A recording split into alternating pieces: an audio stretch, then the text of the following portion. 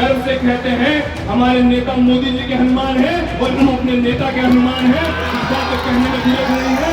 जिसका नेता चिराग पासवान होगा उसके किसी भी कार्यकर्ता को डरने की घबराने की आवश्यकता नहीं है। मैंने सबसे छोटा चुनाव वार्ड का चुनाव 2017 में लड़ने का काम किया और भागलपुर नगर निगम में बतौर डिप्टी मेयर 5 साल तक लोगों की सेवा करने का मुझे अवसर प्राप्त हुआ।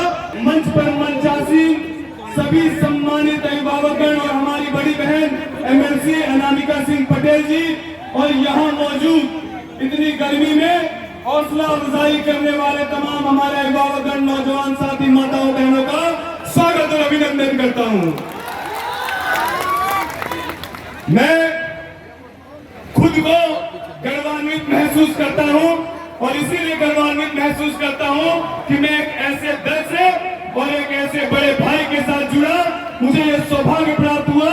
ऐसे हमारे राष्ट्र अध्यक्ष आदरणीय चिराग पासवान भैया का साधुवाद और धन्यवाद करता हूँ। जब जैसे जैसे चुनाव नजदीक आ रहा है, हम लोग पहले दिन से मुद्दों की बात कर रहे हैं, हम लोग पहले दिन से नियत और नियति की बात कर रहे हैं, हम लोग पहले दिन से ये बात कह रहे हैं कि हम लोग एनडीए के प्रत्याशी जीत कर जाएंगे तो हमारे नेता यशस्वी प्रधानमंत्री जितनी बार देश के प्रधानमंत्री होंगे। हम लोग स्पष्टता की बात कर रहे हैं।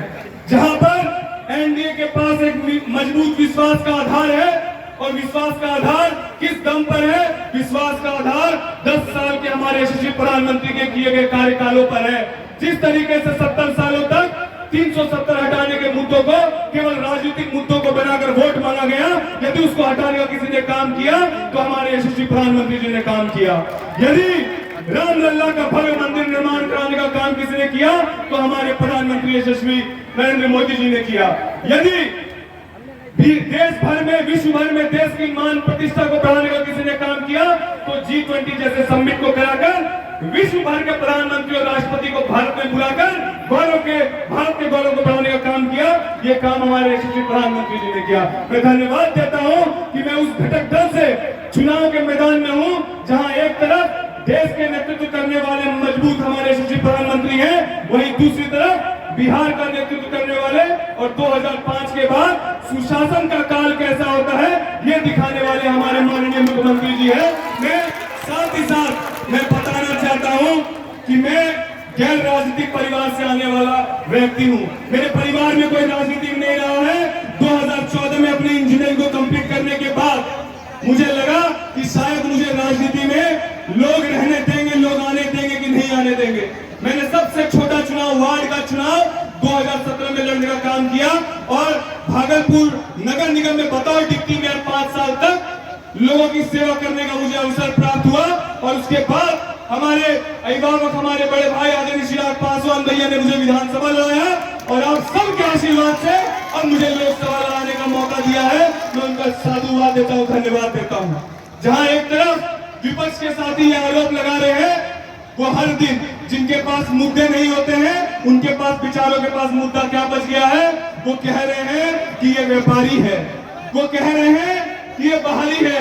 मैं कहना चाहता हूं, मैं समझ सकता हूं कि महागठबंधन के साथियों को व्यापारी चुभते हैं, इसीलिए 2005 के पहले व्यापारी यहां से पलायन कर चुके थे।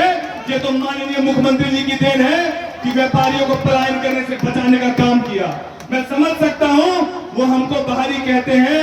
जो भागलपुर और खगड़िया का कमिश्नरी 2009 के पहले एक ही था, वहां के व्यक्ति को, वहां के बच्चे को, आपके बेटे को बाहरी कहते हैं। तो मैं कहना चाहता हूं, आप बताइए कि हमारी बड़ी बहन सम्माननीय रोहिणी दीदी क्यों सिंगापुर से आकर सारण से चुनाव लड़ रही है? फिर वो फिक्री कैसे? अगर वो फिक्री है तो ये आपका भाई बाहरी कहां से हो गया, ये बताना चाहिए उन लोगों को।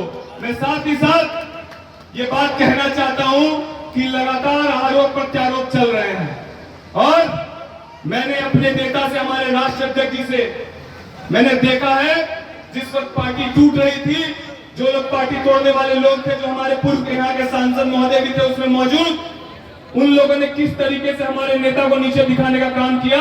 और हम गर्व से कहते हैं हमारे नेता मोदी जी के हनुमान हैं और हम अपने नेता के हनुमान हैं। इस बात को कहने में झिझक नहीं है।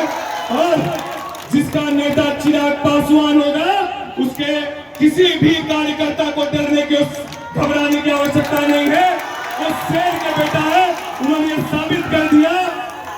साबित कर दिया कि किस तरीके से उन्होंने बिहार में घूमकर लोगों के बीच जाकर मेहनत कर संघर्ष कर अपने एक मजबूत स्तंभ को स्थापित करने का काम किया।